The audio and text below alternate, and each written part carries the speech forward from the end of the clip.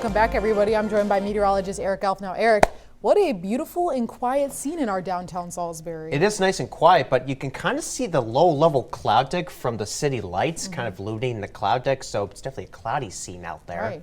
like it was majority of today. I was going to say, it was a pretty cloudy, kind of gloomy day today, honestly. It was, yeah, and I don't think we'll see a whole lot of sunshine this weekend, but just enough to the fact that we may be able to warm up temperatures tomorrow. Ooh.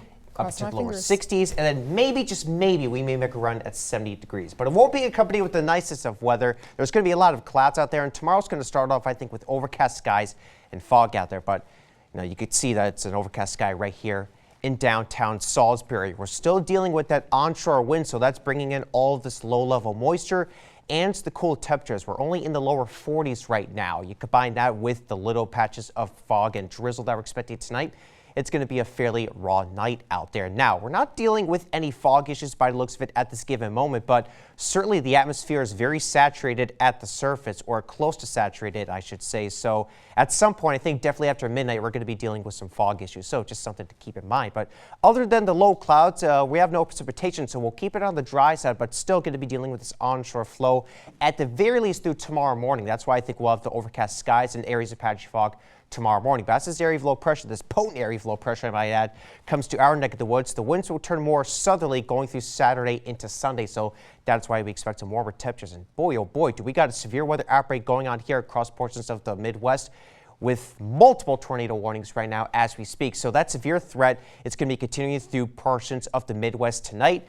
And then that threat translates to the deep south towards areas like Alabama and Mississippi, with a very dangerous and catastrophic severe weather event. We're talking about long-track violent tornadoes, large hail, and destructive wind gusts associated with these storms. By the time the line gets to our neck of the woods, it's going to lose a lot of its potency. It's going to be nothing like what they're seeing down in the south. But with these storms, we could potentially see some isolated damaging wind gusts with this line, particularly at around Sunday evening. The greater potential for severe weather will be west of us, where there's a bit more instability. So more in the way of damaging wind gusts over there, maybe just an isolated tornado. But the severe threat, I think, for us, it's going to be lower. So we'll give you a close-up view of what's going to happen. Again, tomorrow, overcast skies with that onshore wind continuing out of the south and east. But I do think we mix in just a little bit of sunshine, I think, potentially going into the afternoon. So I think temperatures will warm up just a little bit than what Futurecast is depicting here, perhaps in the lower 60s. Now, by the time we get to Sunday, I think once again we will have a few breaks in the clouds. The air aloft will be warmer, so I do think if we get a few breaks of sunshine, we could mix down some warmer temperatures. So if we get a bit more sunshine, we could make it at 70 degrees, at least some of us, but I think all of us will be in the 60s. Then there comes that line of downpours and a few thunderstorms, especially after midnight.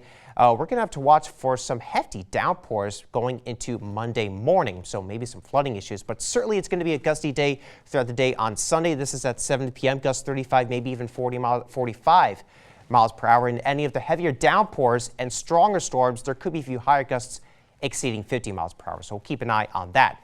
Tonight, we'll drop into the 40s, or stay in the 40s, I might add, with cloudy skies in areas of fog and drizzle. Tomorrow, clouds mainly in the morning and some AM fog, which will give way to, I think, some sunshine by the afternoon.